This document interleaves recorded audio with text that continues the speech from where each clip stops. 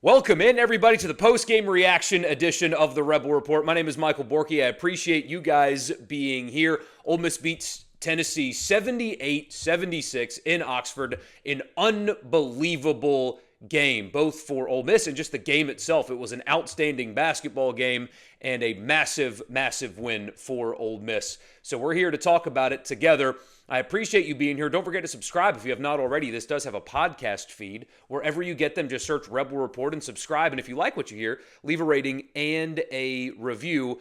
Sorry for not being live last night. If you're a first-timer, we're usually doing live streams. My computer, during the bad thunderstorms that we got here yesterday, something happened here at the house when I was at the studio doing the radio show, and it is no longer functional. So we're working on getting me a new one. Hopefully by tomorrow's live stream, we will be good to go. But for now, here's some post-game thoughts again on Ole Miss's win over Tennessee. Before we get into it, I want to tell you that the podcast is presented by the Gregory Law Firm.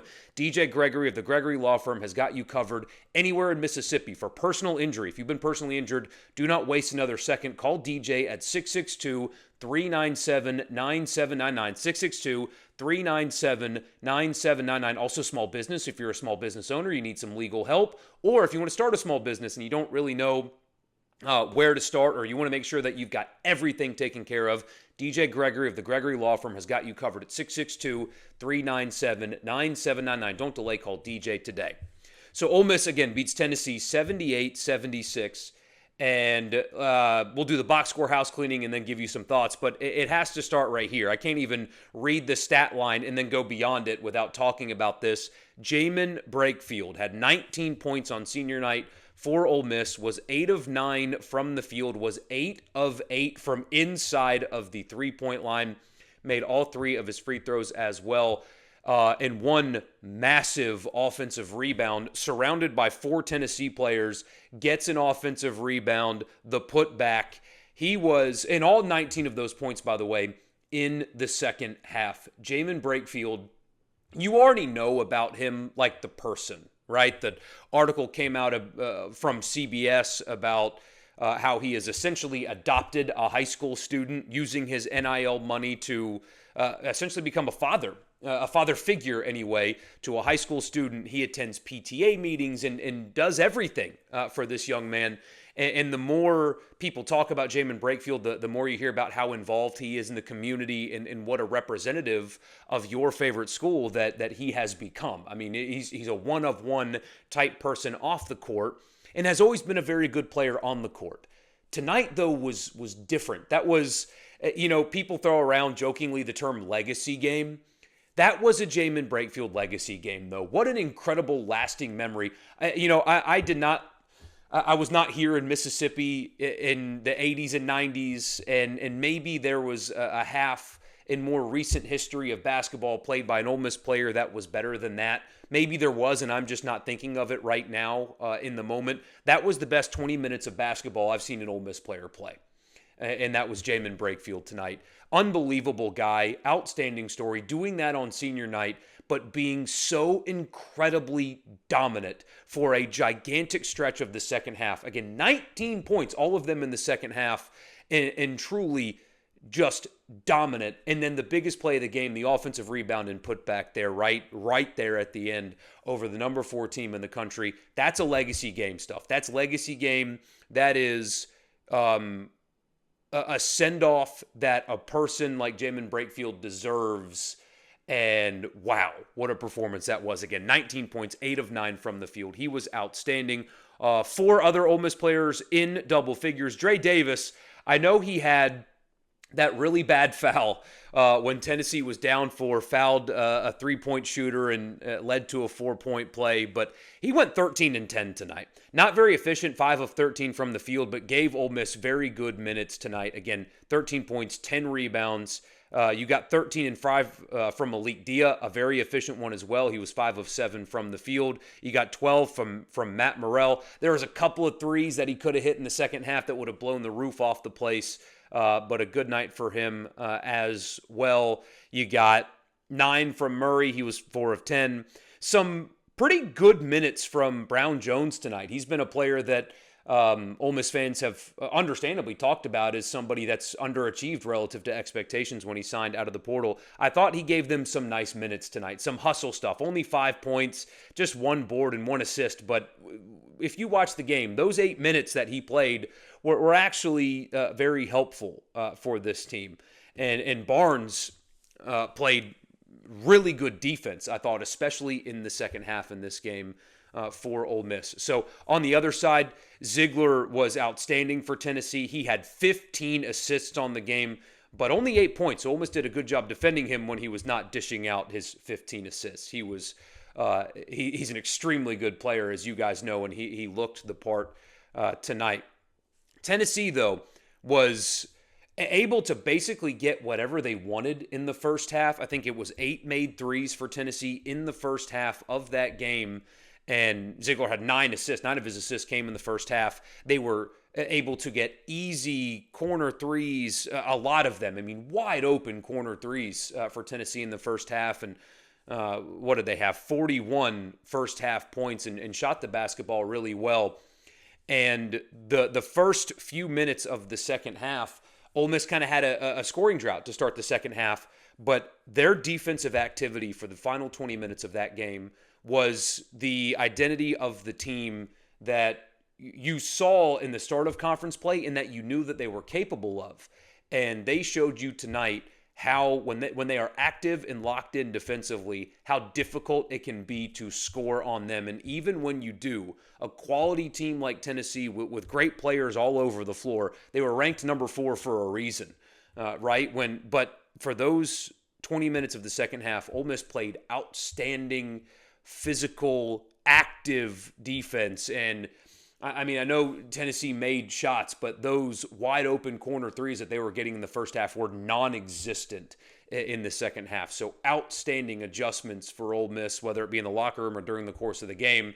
They played much better defense in the second half of that game. I did not think that after the first half they were going to be able to sustain leaving Tennessee open as much as they did. I mean, warm-up shots is what they were able to get. Did not get those in the second half, and that's how Ole Miss was able to climb back in this game and win the game. We'll keep talking about it here in just a second after I tell you the podcast is brought to you in part by Toyota of Brookhaven. Exit 40 in Brookhaven or online at toyotaofbrookhaven.com. If you want a car buying experience from somebody that's actually going to treat you like a human being, a person, as opposed to just somebody that they can like work one over on and just see dollar signs, that's Toyota of Brookhaven. They will treat you like a person. You don't have to live in Brookhaven to shop there. Check out their online inventory on their website at toyotaofbrookhaven.com. And by the way, if you tell them that I sent you, either online using code Rebel Report or in person, if you tell them that I sent you, $1,000 off.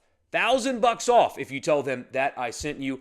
They've got interest rates as low as 1.99% on new Tundras, which are outstanding trucks. I see them on the road all the time, and I'm envious of the people that are driving new Tundras. Also a service department, Monday through Friday, 7A, 7P. So, again, Exit 40 in Brookhaven. If you want a car buying experience that's going to make you feel good when you drive off the lot, check them out at toyotaofbrookhaven.com. So this was a night. What's so interesting about this game is Ole Miss was able to pull off this win mostly because of Brakefield's heroics. And outside the foul, Davis, again, was very, very good in the second half for this team. But if I'd have told you going into this game, like, you know, on the radio show today, we're in the 5 o'clock hour talking about, hey, if Ole Miss is going to win tonight, what has to happen? If I would have responded with Padula is going to give you 7 points on 3 of 11 shooting and 1 of 5 from 3. Ole Miss is going to shoot, as a team, 26% from 3. Tennessee is going to shoot 39% from 3.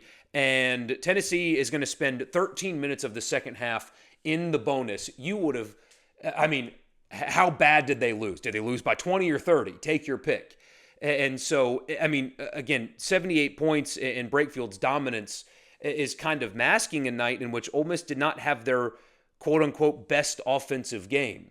But they fought like they fought.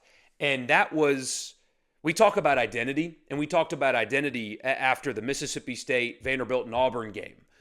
Those 3 losses in a row, that this team has kind of lost its identity a little bit. The protecting the basketball, forcing turnovers, playing hyperactive defense, and just fighting like hell. And that's what kept them in and led them to wins earlier in the season. And they had kind of lost that. That was the reason that they won tonight. They were the more active team. They fought. I know, like, I don't like saying stuff like this because you can't back it up like analytically, but you guys watched the game the same way I did. Ole Miss fought like hell. Even in the first half, giving up those open corner threes, Ole Miss fought like hell for 40 minutes and turned up the intensity defensively for the last 20 minutes in ways that they may haven't all season, and that includes their win in Tuscaloosa. So that was what this team's identity was. That's what you knew that they could be, and they showed you tonight that when they are active and locked in defensively the way they were tonight, how dangerous that they can be. They have 2 top 5 wins. First time in program history they've done that in the same season, but they have 2 top 5 wins this season. So you know that this team can play with anybody as long as they continue to defend like hell. I mean, put the clamps on the way they did in this game. And that's the next and really final layer to this, right? Ole Miss was already a tournament team going into this game. Tonight was exclusively an opportunity to move up. A loss tonight wouldn't have hurt them really at all. But tonight was an opportunity for them to move up a seed line, to get out of that 8-9 that a lot of people, including Joe Lunardi of ESPN, had them as an 8 seed going into this game. So they will most definitely move up a seed line, probably 2 when the bracketology comes out. I would assume that they're going to be a pretty solid 6 from the bracket matrix, which puts them all together, and that would be justified. But the fact that that they got this win when they got it. The calendar turned to March. They get that close win Saturday. Padula clutch, making that 3. They turn around and beat Tennessee tonight. Not only did they get an important win, but the timing that this win came for Ole Miss is also really significant. As everybody says, you want to be playing your best basketball in March, right? This is when things matter most in college basketball, and Ole Miss getting 2 clutch wins, which is something that they struggled with earlier in the season, as you guys know. They struggled closing out games. Think back to the Texas A&M game, for sure, but there were others as well where they just could not close. Vanderbilt, very recently, they went on the road to Vanderbilt and had a 5-minute scoring drought late in the second half. 2 clutch games in a row. By the way, Oklahoma, did you see the way they played tonight? So 2 clutch games in a row in which they had to make plays late to seal a win, and they got it. And now, I mean, tonight their best game? That can be something that we debate on the radio show tomorrow, is which win is more impressive tonight or Alabama. But it also feels like Alabama was an eternity ago. To play as well as they did tonight, knowing that the tournament is just a couple of weeks away, is a big deal. So incredible night. The pavilion wasn't sold out, but it was, intense. You could tell, you could feel it the entire night. So kudos to the students and the crowd that was there, that created the environment that made it difficult on Tennessee. Unbelievable night for Jamon Brakefield, a true legacy game for him, and a massive, massive, massive validating. That's the word I'm going to use on the show tomorrow. A validating win for Ole Miss, for this team, for Chris Beard. Now that not only was that Alabama win earlier this season not a fluke, and that Kentucky win even not a fluke, this team can play with anybody.